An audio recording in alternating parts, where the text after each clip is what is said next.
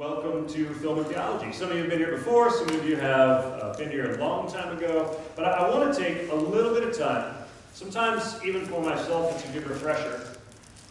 When I do this, people assume that my mind has these bizarre gears turning all the time, every time that I sit down at the cinema or my television or YouTube or whatever it is. But my brain, like yours, is prone to atrophy, prone to laziness, prone to just want to sort of go into standby mode, even though it truly never does. In fact, I've had a recurring dream lately where I'm totally unprepared for my sermon or my speech, and it's like our brain, even when we're not actively employing it, there's a lot going on in there, or a lot being stored in there, and a lot of things we're receiving and taking into our mind. And so I want to talk about kind of the purpose of film and theology, just so that we can all get on the same page as we dive into this narrative tonight, because I think it really surprised me, maybe as far as 2017, not necessarily is it the deepest film, is it the best film, not necessarily, but I was surprised at the fact that it tackled an issue that Hollywood rarely tends to touch upon or take down the direction that this film does.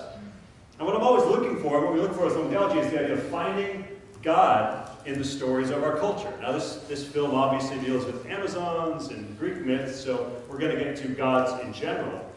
But sometimes I think, I don't know about you, there's an old song by the band called Bravery, and in it the singer says, whenever I look back on my life, on the best days of my life, I think I saw them all on TV. I, like some of you, were raised in a television generation, whether it was Gilligan's Island, or Friends, or whatever cartoons or anime that you guys devoured. And the idea of then, it goes on, the song says, I'm so homesick now for someone I never knew, and so homesick now for someplace I'll never be. We've only really been playing with audio-visual film as a form of entertainment for, roughly about a century. So as far as the human experience of immersing ourselves in this type of entertainment, it's still fairly new. And yet, the average person spends about 35 hours a week watching TV. Internet use now equals television, so you start doing the math on that. That's about 70. 13.2 hours the average person plays video games. I know some of you are more like 30 or 40. You start to add up all the math of this type of consumption in varied forms. It almost adds up to more than 80 hours a week, twice as much as some of us spend at our occupation or at school. More than we sleep, more than we interact with real people, right? So you have to begin to wonder, what does that do to our minds? What does it do to our experience? And it's not that it's bad, but we have to recognize that story has purpose. It's not just a diversion. If you look at all the things history has been used for throughout all of time, once upon a time, if you will, it's been used for 5 primary things. History, you use story to tell your oral traditions. You use it to tell your social contracts that you have, like what it means to be a civil person in civilization. You use it as cautionary tales. Kids don't disobey your parents and go in the woods. There's that evil witch with the gingerbread house. Right? Or it's motivational. Some stories are to motivate you towards certain virtues. And then there's this idea of catharsis, which the Greeks really understood, considering you're watching something that at least dallies with and dramatically changes some Greek myths tonight. Catharsis is actually an important thing to understand. They believed that we purge our emotions through art, and they really divided everything into 2 categories, comedy and tragedy. I know if you look at the list of genres on the Internet Movie Database, there's about 15, 16 of them. They really boiled it down to the essence of 2, comedy or tragedy, which basically meant people are standing at the end of the piece, or they're all on the ground dead.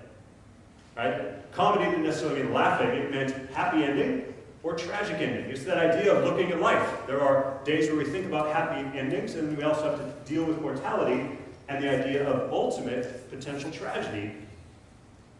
And so we purge the theater, the emotion, the film helps us purge those emotions as we pour ourselves into the shoes of characters. And so really when you think about it, the idea, it's actually, we call it now immersive entertainment. And so I liken it to baptism. We're really baptizing ourselves in story. We purge our emotions through these things in a lot of ways. We say it's just diversion, but we're actually experiencing something deep through it. Pure heroism, despair, experiencing the passion of the person, or the serendipity of events in a film, happily ever after. Whether we realize it or not, it is informing us and even medicating us. Stories for a lot of people who aren't, taking pills for depression, stories are the cultural Vicodin. right? We've had a rough day at work. I sit down and laugh through a sitcom. It's medication. Twilight moms fantasizing away from their housework, right? There's plenty of ways. People dreaming they're in Pandora, in Avatar, right? We're steeped in story, and we call it immersive entertainment, and it's only getting more. Look at the statistics, actually. In 1910, there were 21 theatrical releases. 2016, there were 718, and when I say that, that's 718 theatrical U.S. releases. That's not counting foreign film, all those Netflix 13-hour binges. Nothing on all the hundreds of channels on cable. That's just one aspect of entertainment. 718, the buffet is open. Right? So the power of story is really more than ever before. If you were a frontier family, or if you were anyone but perhaps the richest of 5% of a community, your access to these stories would have been severely limited. You would have feasted on one book over and over. Now you have this deep dive that you can have and just be inundated and lost in fantasy in a way we've never really had an opportunity before. So what kind of stories are we telling?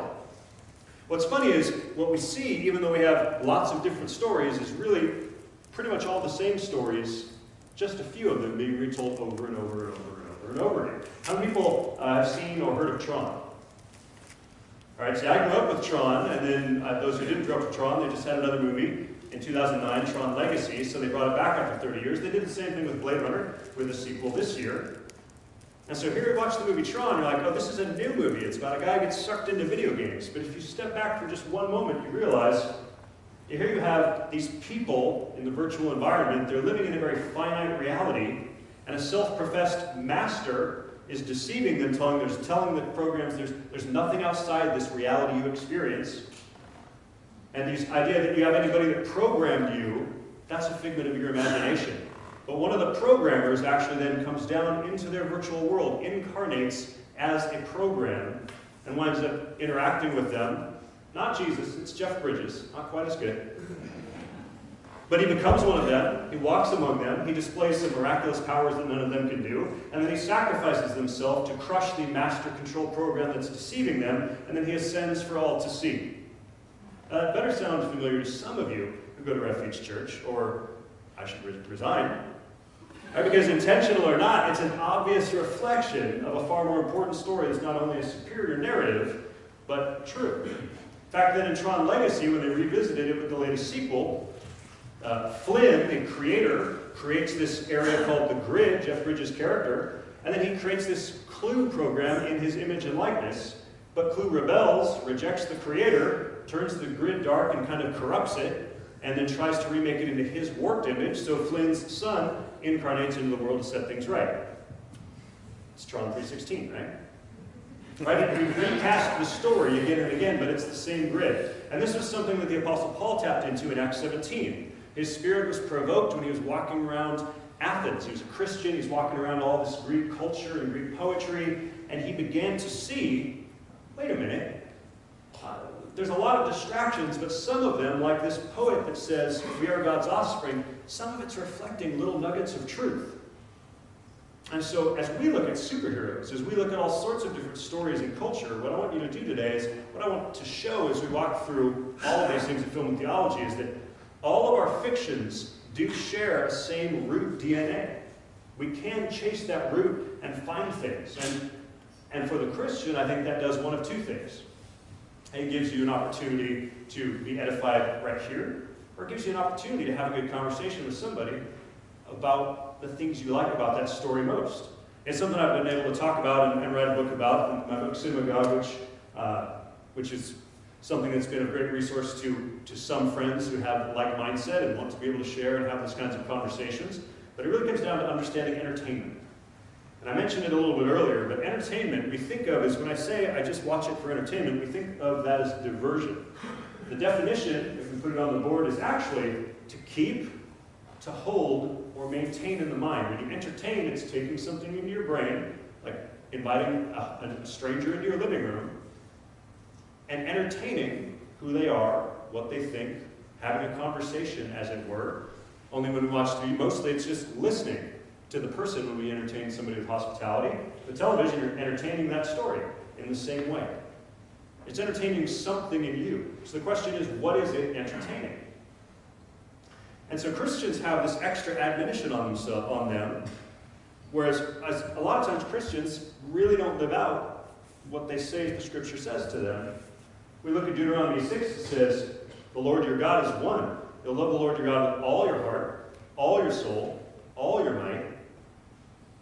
The words I command you today shall be on your heart. Talk to them when you sit in your house, when you walk by the way, when you lie down, when you rise. It doesn't give us a lot of room for any sort of engagement or entertaining things without a vertical focus. In fact, 1 Corinthians 10:31 says, whether you eat or drink, and it doesn't say when you watch TV or go to the movies, but actually it just sort of clears that all up by saying, whatever you do it all for the glory of God. So how do we do this? How do we transform watching a film or television or reading a book? How do we transform that to mirror this admonition that's given to us? Which, when we actually enjoy it the right way, it's an encouragement more than it's an admonition. 2 Corinthians 10 says, our goal is as we walk with God, we destroy arguments, we get rid of opinions raised against the knowledge of God, and we take captive every thought. We take every thought captive to obey Christ. So, Christians don't often live this out. They often enjoy film and television just like most of the rest of everybody else. They do it with no discernment. If you look at the cultural engagement sort of as a scale, most of us just watch it with no discernment, right? Proverbs talks about that. It calls no discernment people fools. I don't want to be in that fool category, so sometimes as a Christian I'll watch things with God's laws. It's like, okay, I know the commandments. Oh, that person's committing adultery in the movie. That person just took the Lord's name in vain. I can watch it like that, but really then I'm just sort of a weird legal referee calling judge on characters in the movie. I'm not really involving myself or thinking deeply. And I can wind up just being a legalist, thinking I'm better than everybody in the film.